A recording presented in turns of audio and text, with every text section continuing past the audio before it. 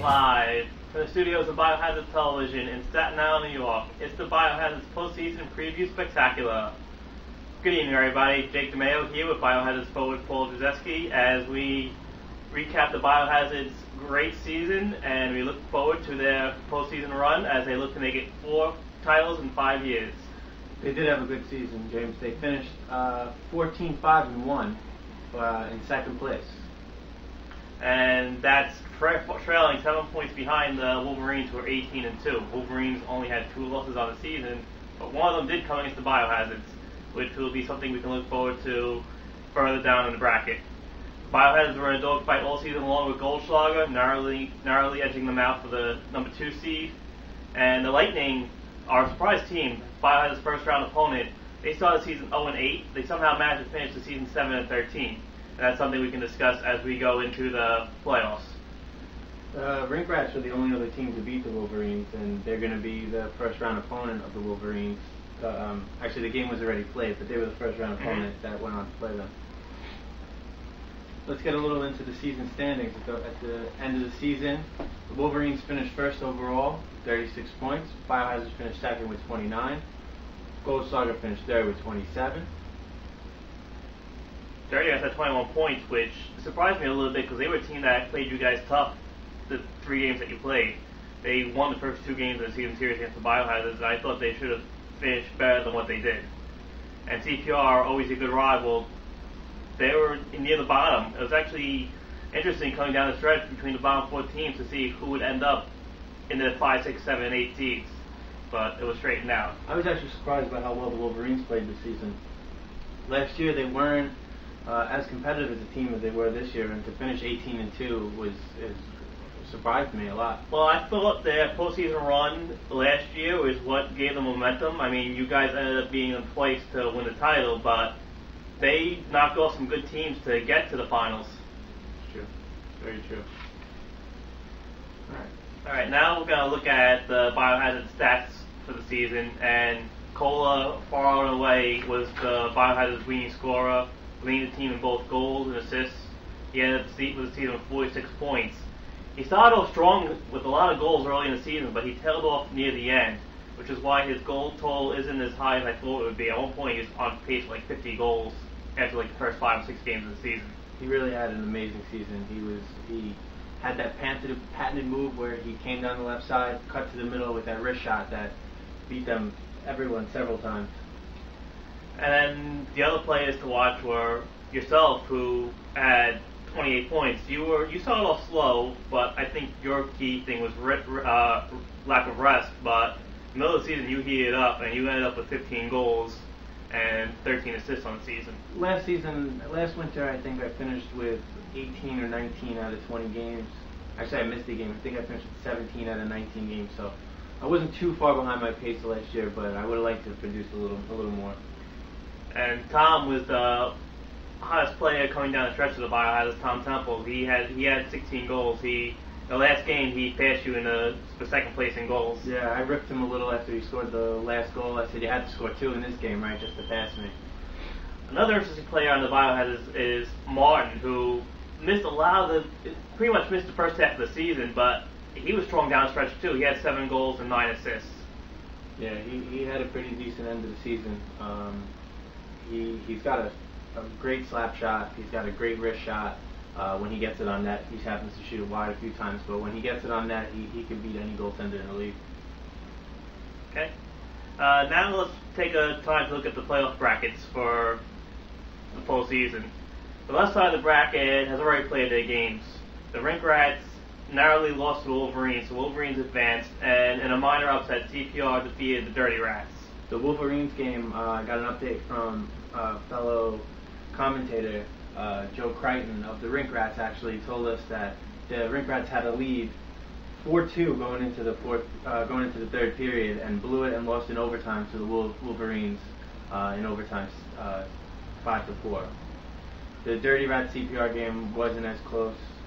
I don't have the score. I think it was 6-3. 6-3 that the CPR beat the Dirty Rats, which actually benefits us because we had lost to the Dirty Rats 2 of 3 times. So their opponent that's been knocked out, and looking good for Yeah, us. and you did take the season series against CPR with a sweep, but the Rink Rats Wolverines game was actually my upset special coming into the playoffs. I thought the Rink Rats were going to have a great shot at dethroning Wolverines, but unfortunately they fell just a little short. Looking at the Biohazard side of the bracket, the games are coming up this week. Tuesday night is the Goldschlager Ice Hawks game. They did a 3-6 game. And the winner of that game will play the winner of the Biohazard Lightning game, which is this Friday night, 10:30 p.m. at the arenas at Woodbridge. Goldschlager actually swept the season series against the Ice Hawks 3-0, so they're pretty much ready to go for that series. And you guys did split the season series with Goldschlager. Goldschlager took the first game, and you guys took the second game. Okay, that's a look at our playoff brackets. Now it's time to recap the season series between the Biohazards and the Lightning.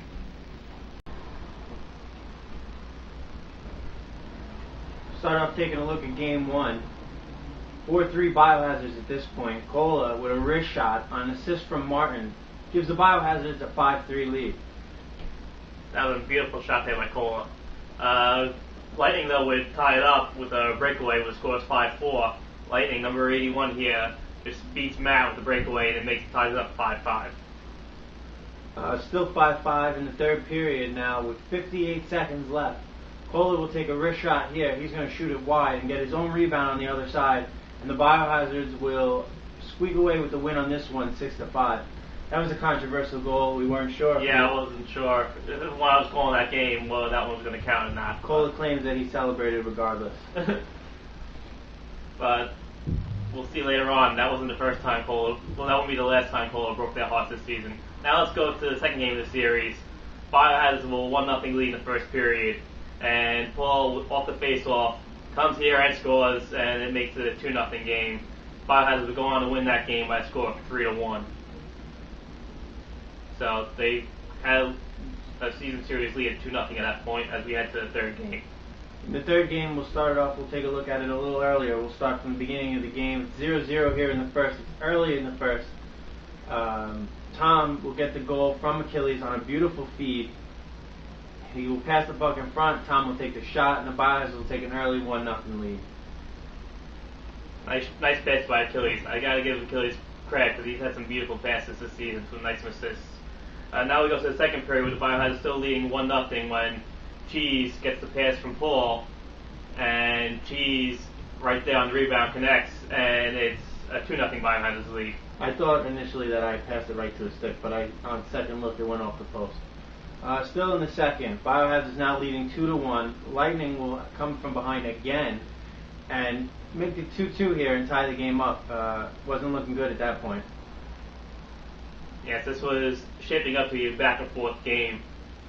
Now with the score 2-2, Tom gets the goal on the feed from Cola, and right there he shoots and he puts the Biohazards back up 3-2. That was a very similar goal to the one that he had scored earlier, the first goal, to make it 1-0, and he just scored it again to make it 3-2. Later on, the Lightning will, however, come back again and score to tie it on a rebound goal and tie it again at 3-3. Yeah, that one, Matt just couldn't stop that one. No, he just couldn't hold on to it. Now here comes Cola again. PBA, you'll notice, with a nice feed to Cola. It's like the perfect pass right to Cola, and Cola buries it and gives the Biohazards a 4-3 lead with a minute 22 to go in the game. So for the second time this season, Cola was the game winner in the final minutes of play, and the Biohazards will go on to sweep the season series with the Lightning. So Cola was definitely the player of the game in those games against the Lightning. He was definitely a key player. So James, let me ask you a question. Who do you think is going to be the key player going into the playoffs? I think it's going to be Cola. He broke the Lightning's hearts twice this season already in the final minutes, and he is your leading scorer, and you didn't have him in your first two title runs, so it's good to have a lethal scorer like Cola in the lineup. Definitely. He finished with 46 points in 20 games, so that's an amazing pace that he would continue on. I personally think that the player that would be the key player in the playoffs is going to have to be Matt. He finished with an .825 save percentage and a .329 goals against and a record of 12-4-1, which is pretty impressive. But more important than that, in the last 7 games of the season, he finished with an .882 save percentage, a 2.0 goals against average, and a 6-0-1 record. I think that's very key for Matt. I mean, Matt has been a guy that sometimes he struggles in net, but he's been on fire since the turn of the year. After the winter break, he just took it to another level. He definitely has been on fire. It's been unreal to watch him. Some of the saves that he's been making, his glove saves have been unreal. All right, another guy that I want to do a spot focus on is Cheese. He's pretty much Captain Clutch. I mean, you gotta look back to the Misfits series when he had that overtime game winner in the finals a year ago, and then the last postseason he had another game where he played all 45 minutes on the ice, and he helped the Biohazards to victory against Goldschlager. And you know when the postseason comes, Cheese is just a different player. That overtime goal that he scored against the Misfits was just, I can't even describe it. It was just excitement. I remember being on the ice when he scored that goal, and we have pictures of it. It was unbelievable. And to go on to beat the Misfits when we were definitely the underdog going into that game, into that whole series, it was definitely exciting. Cheese finished with 23 points on the season, 12 goals, 11 assists. So, but again, he usually steps it up in the playoffs. So we're going to look for him to really step it up there. Another player who's going to be important going into the playoffs is Tom. He finished third in scoring on the team. He had 8 goals in the last 4 games. And I agree. I think his play has been elevated too the last few weeks of the season. Not even the last few weeks of the season. I think over the last couple of seasons that I've seen him play, I don't remember him being that big of an offensive threat when I first joined the Biohazards about 2 or 3 years ago. He was a great player, great defenseman, but I didn't see that shot that I see now. It seems like anytime he's open, he makes that quick move and he can take that wrist shot and beat a goalie. And he's a two-way player too, because he plays both defense and forward for you guys. Yeah, he's clutch. He can play both ends, and it's definitely a big help for our team. Another guy that I want to focus spotlight is on the man to my left here, Paul, who he's been one of the top scorers for the Biohazards the last 4 or 5 seasons you've been with the team. I mean, you're always up there in goals. You always come with some key performances. I have to look back to your game against the Wolverines. The one game you beat them, you had 5 points. You had a hat trick and two assists in that game, which I think was good because the Wolverines were gaining momentum. And after you had beat them in the finals last year, they just came back into this season as a different team, and you need some confidence to know that you can hang with them. I feel like I'm the kind of player that I need that confidence going into a game. There's games that I don't feel good right off the start, and I know it's going to be a rough game. And there's other games that I know right going into it that I feel good and I'm going to have a great game. One game that I remember most was a playoff game last year, actually the game that we won the championship on. I had the game, when we were going into the third against the Misfits, we were down by 2 goals. On a beautiful feed from Cheese, we tied the game up. We pulled within 1. Chris got the game tied up later on, and then I got the game-winning assist on a Martin goal. So, I mean, hopefully I can help in the playoffs as much as I did that season as well. Another player to look out for, obviously, is PBA, Mr. Grossman himself. He always plays with an edge. I think the key to him finishing this season into the playoffs is to not take any bad penalties. Yeah, I mean, we can look back to that last Lightning game. He did make his way to the box a few times in the third period, which helped them come back into that game, which they eventually tied on I think they got a power play goal there late in the period to tie before goals heroics came through. But he also had a good season offensively. He was way behind his last season. I don't know if you remember. He had, I think, 19 goals in 20 games, so he was on an excellent pace last year. This year he finished with 6 goals, 8 assists, and 14 points, but he's definitely a player who can contribute. Physically, he can contribute, with some goals and some nice assists. So he's definitely going to be a player to watch going into the playoffs.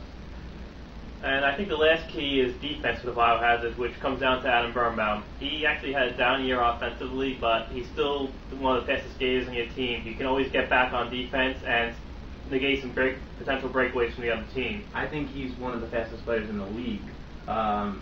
If you ever see a 2-on-1 going the other way, if you know Birnbaum's the guy who's coming back, 9 times out of 10 he has enough gas, even after a lone shift, that he can catch up and break up the play. Indeed. I think one more thing going back to the Lightning series. The Lightning are a good defensive team. I see them block more shots than any other team in the league, and I think they're good at stopping your breakaways too. So I think the whole thing for the Biohazards is generating some offense against the Lightning. Yeah, I definitely think that. I agree with that too. They seem to block a lot of shots, the Lightning. They're really good at getting in the lanes and blocking passes, blocking shots, and it's a matter of us finding the open guys and not making any stupid passes and just having patience enough to get into the zone, forecheck, and make sure that we're doing what needs to be done. Okay, and I think that pretty much wraps it up here from the Biohazards TV studios. And we're going to get set now for Biohazards hockey coming up this Friday night.